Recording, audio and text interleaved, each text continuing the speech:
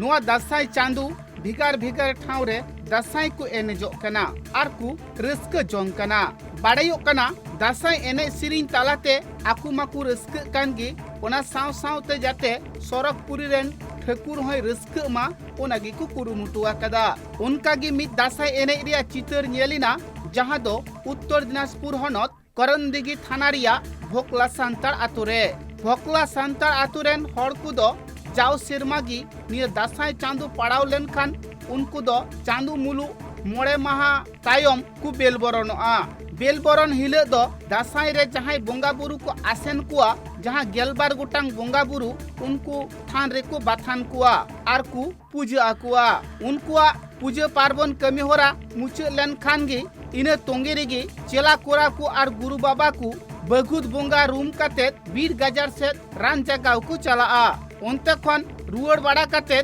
मी बार आखड़ा गुरु आचार्य को एनेआ एन हिलो दो इंका काते गी को मुचत काआ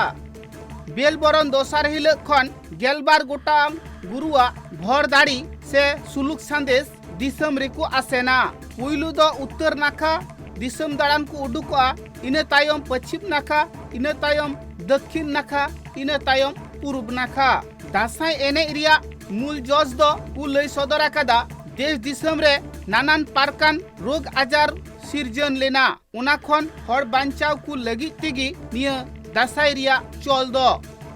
बाड़ायो कना सत जुग रे दो धरती पुरी रे अड़ी तेज गे मानुआ को सांगी चाबा लेना मित कथा रे मेनोआ सगल सगल मानुआ तिको पेरे ले तहे नुआ धरती पुरी उन अक्तो शेरमा पुरी रेन ठाकुर उनी हो बांकु मानाव बाताव दी तहे से देव देवालोक को बांकु मानाव बताए को तहे निया धरती पुरी रेन जहां तीन मानुआ को तहे कना उनको हो अकोय साव हो अकोया सगई भागी बांग तहे कना सनाम हड़गी गई डांगरा मिहु मेरम सुक्री सेता भिड़ी एमान लेका को चली चलन ले तहे शेरमा पुरी रेन ठाकुर दो मानुआ कुआ चली चलन बांगे कुसी लेनते आर आकु हो मानाव बताव बांग को जामेते धरती पुरी रेन मानुआ चितान रे रगी लेनाई उन अक्तो दो उनी धरती पुरी रेन मानुआ सनाम सेंगेल दा जड़ीते आर पुहु आड़ा तलाते सनाम उजड़ चाबारिया एगोटाले तहे ठाकुरेन आयु दो मानुआ चितान रे दाया इनाई उनाते ठाकुरे नेहर आदि तहे ठाकुर मानुआ दो आलम गय को मेनते इने तायम ठाकुरेन आर लिटे गोडेत बाना हरा कुरुमुटुते ये धरती पुरी रेन मानुआ को बुझे रुआड़ा कुआ जे सरकपुरी रे ठाकुरे रगी आकना उनी कुसी उचु लगिते आपे दो एने हुयु तापिया आर आपे बांचाव लगी जहां गुण विद्यय एमापिया उना हो आंगोच हुयु तापिया उनाते ठाकुर कुसी उचुए लगी दो ठाकुरना सनाम लेकाना सपाव आर ठाकुरा सनाम लेकाना सपाव धरती पुरी रेन मानुआ को हताव किदा उनाते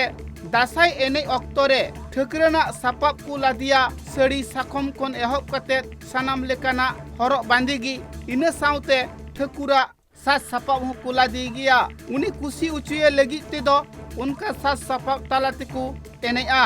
मेनखान धरती पुरी रे मानुआ बांचाव लगी ते गेलबार गोटांग जहां गुरु ठाकुरे चालात को तहे उनको गुरु को नियतिगी सनाम लेकाना बान पत्री सनाम लेकाना रोग आजार खन उनको बांचाव को नाम ले तहे आपना युतुम दो अलिया युतुम दो होयो कना रंगा किस्कु नॉय जे दासाई पे दाड़ान कना और आतो आतो चलाव कते पे कोई अगुये कना जहां दो सुनुम सिंदूर को एमो कना उना साउते जहां अनाज को एमो कना कोई दो हुड़ो कोई दो चावले कोई दो जोंडरा बाजरा एमान को मेनखान ओना पे चिकाये कना आले दो जखन बारे आतो ले चला कना दासाई बोलो कना ले बोंगा रूम तेले बोलो कना बोलो कते बोंगा ले रूम भगाव कते दासाई ले एहब दा दासाई एहब कते दो उंडेनी गर्मी एरा कोई कनाय उनी आले दो हटाते संदेश चावले बांधो हड़ो उडोंग ले कना सुनुम सिंदूर को ओना सुनुम सिंदूर दो आले रेन गुरु बाबाय टिका दा गुरु युतुम ते आर कोई को एमाले कना ओना कोई एम मगाव कते आदोले जोहार टवाय कना उनी ओरा रेन कमी गोगो दो रेडी सर हर को कथा रे नुआगी बाडायो कना उनको दो जाव सेरमागी दासाई को एने कान खातिर ते आकुआ संसार घरज नाइते नापाइते तहन कान तकुआ रोग आजार खन हर को बांचाव कना जहां बेल बरन हिल रान को जागावे कना उना रान मुर्गन तालाते हो अड़ी आयमा लेकाना रोग आजार साहा कना जहां दो लाई हासु बोहो हासु खन एहब कते अड़ी आयमा लेकाना रोग आजार गी सांतार सावता रे नुआ कथा गी बाडायो कना सांतार हर कुदो बुंगा बुरु रेन हर कना कु सांतार हर कुदो अद रेन हर कना कु पिलचु बाबा पिलचु आयु रेन पुपुंगड़ा कना कु उनाते बुंगा बुरुआ कथा मनाव बताव कते गी बांगमा उनको दो सनाम लेकाना कमी हरा को लाहाये कना ठीक उनका गी दासाई रिया जहां पर्तन हुइलेन उना हो बांगकु हिडिंग दाड़ी आकाउदा बुंगा बुरुआ कथा लेकाते गी नितार हो दासाई दुको एने कन गिया आबेना ᱧᱩᱛᱩᱢ दो लखीराम हेमरम निया आखड़ा दो आबेन बेन तोल कदा हाँ तो निया आखड़ा चेदा बेन तोल कदा चे खातिर नुको चला कोड़ा अतो दालान लगी ते देवी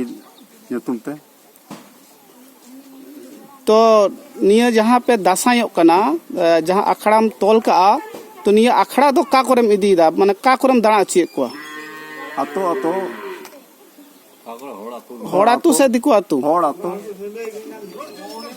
नॉय जे जहाँ आखड़ाम तोल के जहाँ हिलो पे बेल बरन ना एन हिलो रान पे जगाव ले आसे बांगा रगा रान को जगाव का तो रान जगाव कते उना दो पे चिका क्या उना दो रान गे हुआ मैंने बोह हसो लाय हसो हड़मो हसो से जहान गुण विद्या कोई को चलावा उना को बान खतरी को मन को ओए जहाँ चेला कोड़ा को मेना कुआ नुकु चेला कोड़ा येलो कना को अडिगान गी मारा पिंचर बोहर को तोले कना माने चे खातिर माने बोहर शोभा नेलो लगी ते नुआ कथा कुलई सदरा कदा जहां आतुरेन हर जाव सेरमा को दासाई हिजुक कना जाव सेरमा गी आकुरेन बोंगा बुरु को मन मानत अगुए कुआ उनको जुदी मित सेरमा बांग को दासाई लेन खान ताहले दासाई रेन जहाई बोंगा बुरु मिना आकत कुआ उनको मन मी तालारे को सादमोआ और मन मी तालारे को सादम लेन खान गी सानाम लेकाना कथा उनको बोंगा कुलई सदरा उना तिगी बांगमा दासाई चांदू पड़ाव लेन खान गी जहां आतुरे दासाई को एने हिजुक कना उना आतुरे दको दासायो कान गिया आमा ᱧᱩᱛᱩᱢ दो इन्या ᱧᱩᱛᱩᱢ दो साम हेमरम निया दो चे आतु गुना बकला आतो ओए जे तिहिज पे दासायों कान चे बखरा पे दासायों कना निया दसाई दो आले दो पहिल सेदाय खोज अने जखन बाबा हराम तक को दसाई अगु का आले दो नय चेला कोड़ा हिसाब ते दसाई ले उडुको लगी बोले अडी खय लहा ᱧᱚᱜ रिया दो अडी खय बडाय खय बनुआ जागे बडाय मेना बोले जेलती अकान उना हिसाब ते होय चलाव बनाव जे गेले मेना ले निया नॉय जे दासाई पे दाड़ान कान तो कार पे दाड़ान कना आतु टोला से शहर बाजार आतो टोला आले दो प्रथम दो जखन ओड़ा खले उडुका बेलबरन पूजा कते दो आतो टोला मांग ले जगावा निजेर आतो टोला उसके बाद दोसार हिले दो एटा आतो ले दाड़ाना हर आतो तो पुइलु होय जे दाड़ान पे उडुको तो बेल बरन दोसार हिले का से दाड़ान पे उडुको पहिलो पहिलो हिले दो आले दोले उडुको पुरुप से मांग आ मुचेदा पे का हिले मुचे दाले आले दो दाड़ा 4 दिन दाड़ा कते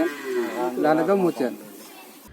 गुरु बाबा को कथा रे बाडायो कना जहां गेलबार गुटांग गुरुआ भोर दाड़ी बटीरे ताहेना जहां दो सिंदूर आइनम काजार तुड़ी उना कुगी ओड़ा ओड़ा घारज घारज को आसेना जाते जहां घारज रे उनको एने सिरिंग को चला उना घारज रेन हर जाते सुखते सुलुकते नाइते नापाइते जीवन को खंडाव दरिया मा जहां अक्तो उना घारज रेन लुखी सुनुम सिंदूर आइनम काजार ते एमाया गुरु बाबा दो ठीक बोंगा ठेन उना घारज रिया सुख सुलुक रिया कथा गी बाखेना कुआ उना लेकाती गी बांगमा नित हबीते दासाई कोड़ा कुदो से दासाई गुरु बाबा कुदो दासाई रेन जहां तिना बोंगा बुरु को मेना आकात को उनको को आसेने कुआ उनको को कुसी उचिए कुआ ठाकुर को कुसी उचुई दिया और साउता समाज रे सनाम हड़ नाइते नापाइते को तहन मा उना संदेश को आसेने कना उनका कते गी दासाई परब दो को मानावेत कना bureau report tribe TV Bangla.